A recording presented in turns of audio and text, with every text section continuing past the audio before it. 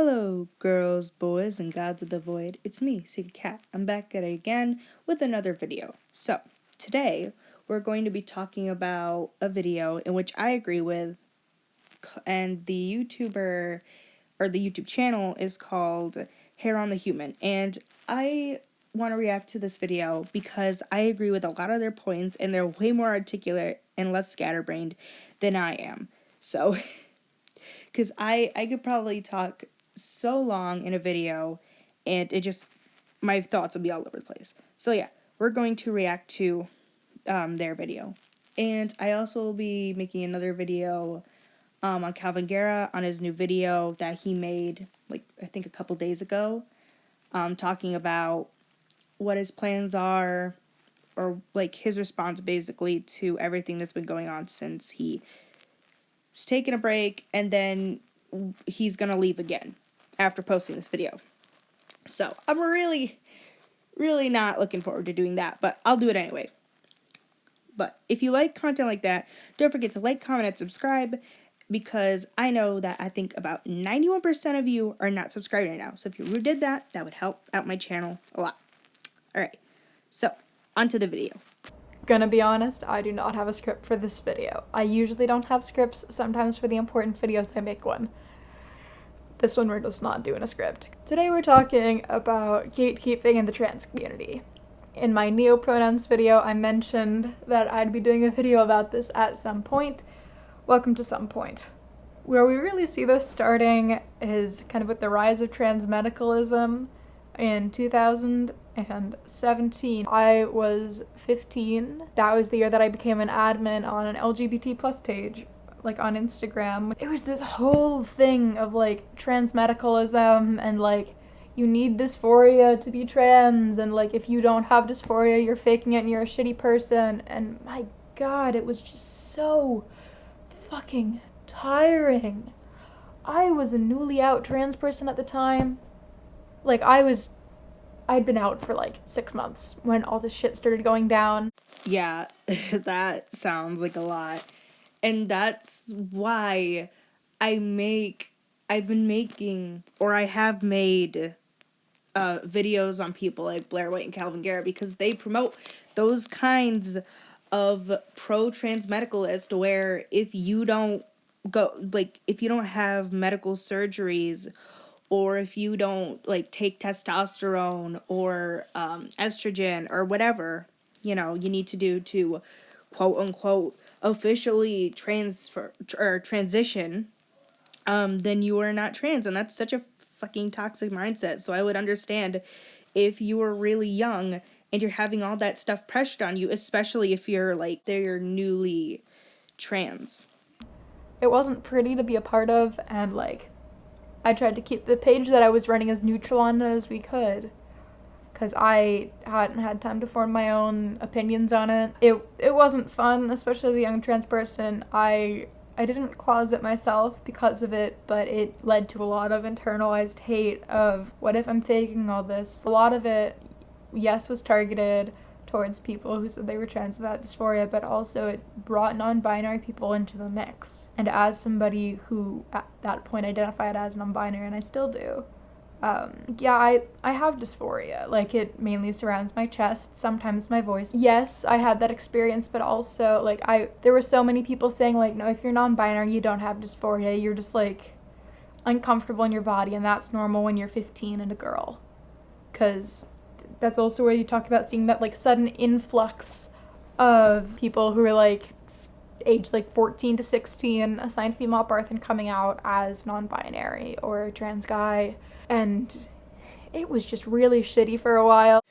Yeah, that sounds like it was hard to deal with. And personally, I was not around the LGBTQ plus stuff until like 2 to 3 years ago. So I can't really comment on how it was like before that. And I do see why people would think that people who identify when they're the ages between 13 and 15, why they might not do that. But that doesn't invalidate how they're feeling, It's like, just because they are or they won't be who they are now in a few years doesn't invalidate what they're going through right now. You know, just because, like, for example, let's say a non-binary person decides that they're eventually not non-binary and they are, in fact, cisgender. That doesn't make the time that they were non-binary any less valid than if someone decided if they were non-binary and stay non-binary for, like, the rest of their life. And it's really toxic that we have that mindset that if you don't know for sure that you are trans, non-binary, gender fluid, yada yada, that you can't be in the community. Especially with the trans medicalism, like, again, that it's so toxic that you say if you don't meet these standards of transitioning, you're not allowed in. And that's so unfair. It's like, even me, for a time, I was unsure of who I was. Like, I wasn't sure of my sexuality. I wasn't sure on my gender. But over time, I figured out who I was. And even through that, I was doubting. I'm like, is this who I am? Like, is this really who I am? No, it must be making a mistake. I can't be that. And that's because of the trans medicalist stuff that, like, Blair White and Calvin Garris spew. And that's why I think it's so toxic, because I have been affected by it. Not a lot, but a little bit. But that's still enough for it to be toxic, you know? Well, trans people have always existed, but it's really in the past, especially the past 5 years, when trans people have been put front and center in political debates, in arguments, in just like other stuff where we're like, hey, we exist and we want rights, let us pee where we want to, please. There have been so many pushes for like trans activism, and that's amazing, but gatekeeping is a real issue and we need to talk about it. It is not productive because it just tears apart the community that like people have built up. Non-binary people were always part of the discussion, but like for a while they're like pushed to the sidelines saying, hey, we have to focus on binary trans issues because this is the majority of people and this is what we're facing. Like, okay, cool, but there's also some weird idea that like non-binary people are like speaking over binary trans people, and we're not. I don't think I've seen a single situation where like it's been a discussion about trans rights and non-binary people were like, well, we're the only ones here with a valid opinion. Like, no, it's a collaborative thing. Yes. King, queen, monarch, emperor, ruler, pop the fuck off. We should be coming together as a community and building up each other, which I have said before, and I'm so glad to hear someone else say it. And I honestly agree with the fact that I have never heard a non-binary person try to speak over a trans person. Like, no. If anything, all I've heard are trans people trying to speak over non-binary people, but I mean, that's just because I have been reviewing Calvin Garris Blair White videos, so yeah. But I've never heard a non-binary person try to talk over a trans person. But anyways, back to the video. The first thing that you really have to address, like outside of like bathrooms or locker rooms or whatever, is the violence rate against trans people, especially Black trans women and trans women of color in general. But for so long, we're just like stigmatizing everything within the community of if you don't fit this one cookie cutter shape of what we've defined as trans, then you're faking it. That just sets us back a long time. It doesn't let us focus on the real issues. Yes, again, pop the fuck off. Like, yes, this is literally what I preached in both the video with Blair White and Calvin Garris, and just the Blair White and just the Calvin Garris video. Like, just, they try to put us in these cookie cutter, like, little boxes and shapes, and it's like, no, not everyone fits in there. Like, stop, respect people.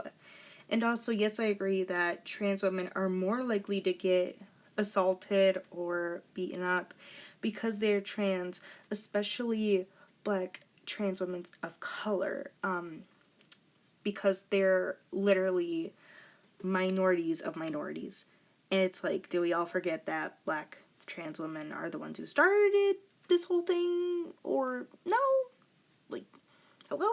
There are people out there who, when they're younger, like, think that they're trans, and then later on they realize, hey, this isn't the path for me. But that doesn't invalidate their experiences when younger. Like, when you're a teenager, everybody's brain chemicals are wonky. Like, you can't control that.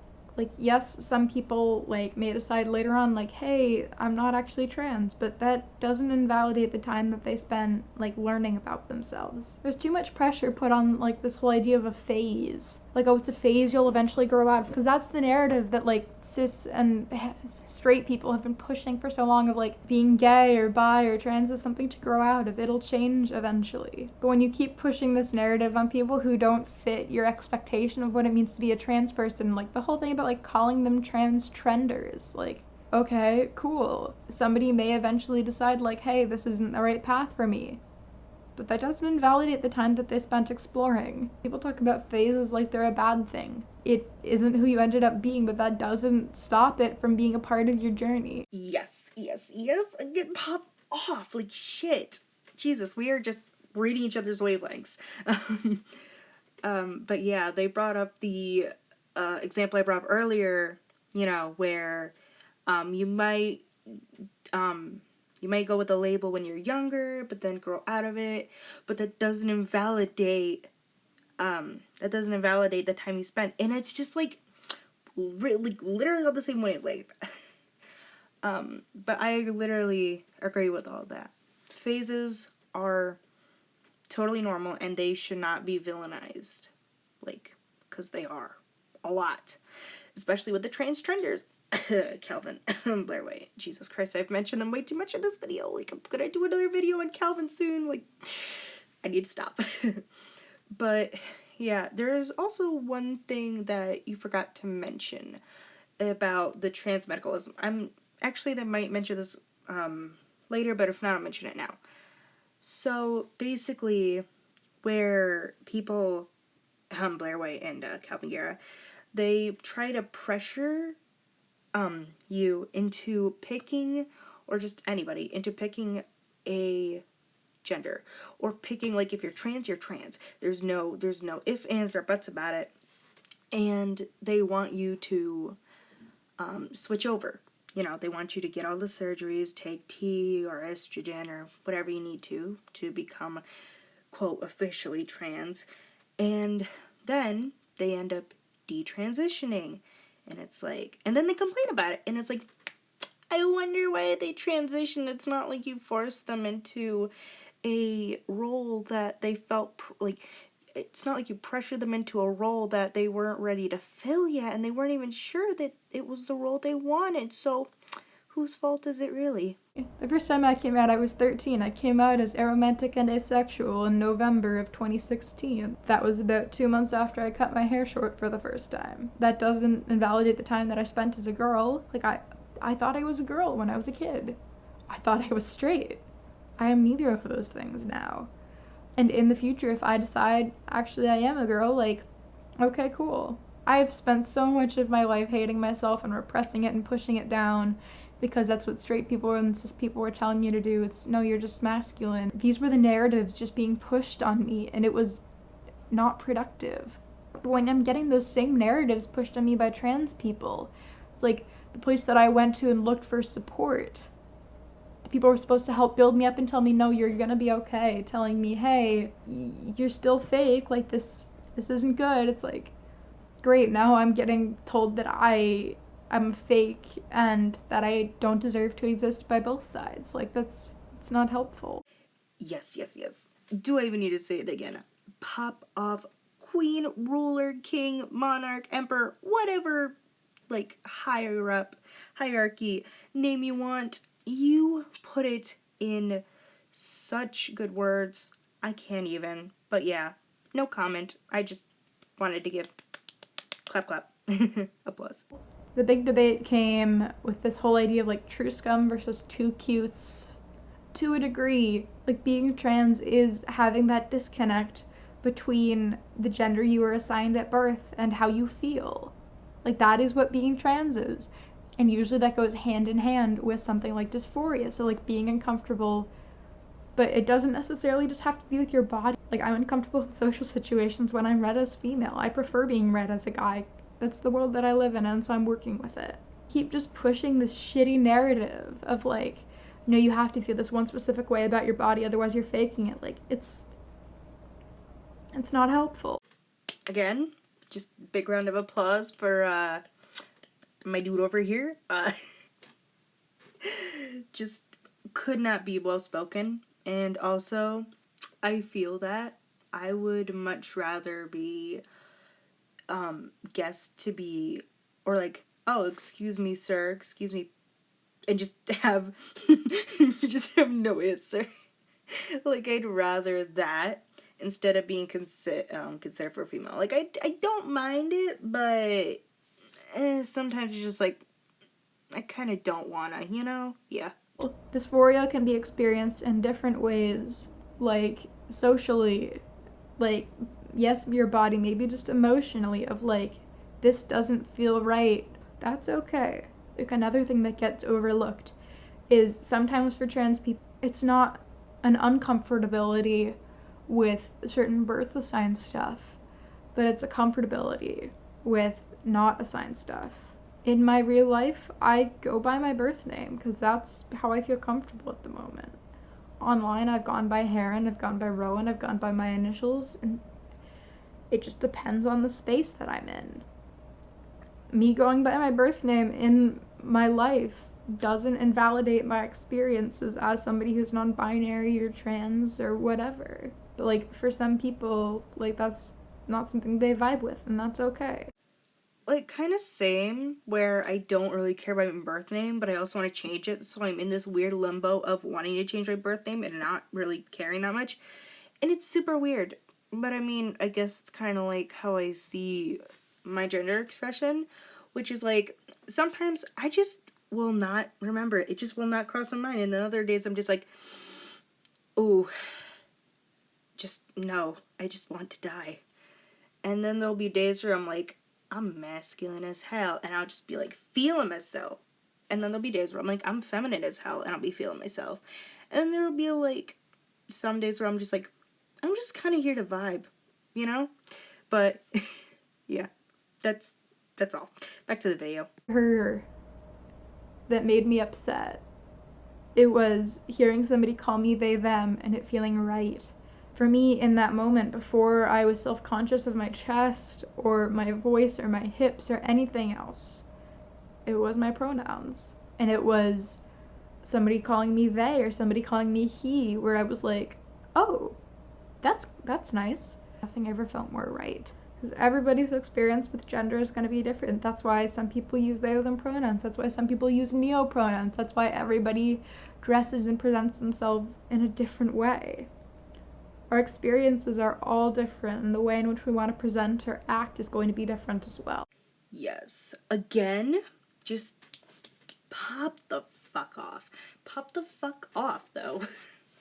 Everyone is different because everyone is a different person. Therefore, everyone's going to have a different way of identifying and dressing and talking and just, you know, I don't know why I said talking, but literally everyone has a different way of doing everything. And it's like, I feel you with the pronouns thing, because I'm like, they, them, yes. He, him, yes. And then I'm just like, squish all of them together. And I'm just like, but do I really actually give a fuck which one someone calls me? Kind of, but not really. Like, and then the chest thing is like, yes. Just absolutely some days, and then I'm like, not really other days. And then it's not my voice, because my voice can just naturally go deeper sometimes, and it's kind of weird, and I usually sound like a child anyways, like a little boy, or well, it used to. Still kind of does, but not really. But it's singing voice, because sometimes I'll just want to sing high, but I can't. And sometimes I just want to sing like really low, but I can't. It's odd. But anyways, back to the video again. Gatekeeping has to stop. It harms more people than does good. And in its essence, all it does is try to make us presentable to the cis straight world that we're forced to live in. Why can't trans people be considered normal too? Calling people a trender, saying you're not really trans, misgendering them on purpose because they don't fit your expectations of what a trans guy is supposed to look like, of what a trans girl is supposed to look like, of what a fucking non-binary person is supposed to look like. We are all different. We all look different, sound different, talk different. Like, there's that whole thing where it's like so many people who are assigned female at birth are like seen as, are like coming out as non-binary, but like there are also people assigned male at birth coming out as non-binary. They're just pushed to the side because they're seen as less palatable by society. One of my best friends is assigned male at birth and they're non-binary, but their narrative is not one that is shared because it is not seen as palatable for people, because it is more acceptable for somebody assigned female at birth to be masculine than it is for somebody assigned male at birth to be feminine. We all have to work together in order to get out of this. Not just a couple of voices overpowering all the others and leading this harmful narrative. Woo! Yes! Shout out louder for the people in the back, aka Blair White and Calvin Guerra. Woo! Let's fucking go, boys. I guess in essence this is also a letter to Calvin Guerra saying fuck you. And just kidding, like, I mean, like, I wasn't gonna say it, but yeah, fuck you, Calvin. Like, I've had to edit your videos and I wanted to just bash my head against the wall. And I'm going to be reacting to your basically hour-long videos, so fuck you in advance. You spread this shitty narrative for so long. Like, yes, trans people exist in different forms, but you keep spreading this idea of we have to be this one way, otherwise we're fucking up the system. Yes, it does help for trans people to go through a medical process, like in order to get like hormones or surgery or whatever helps them feel comfortable. But that's not the path for everyone. Eventually I want to get top surgery, hopefully before college. I don't know if I want to be on T. Not everybody who is trans wants to tell their story the same way. It's something I think had to be said, especially as a non-binary person, because like we get shut out of this conversation a lot. And like binary trans people face different things than non-binary trans people, and that's okay.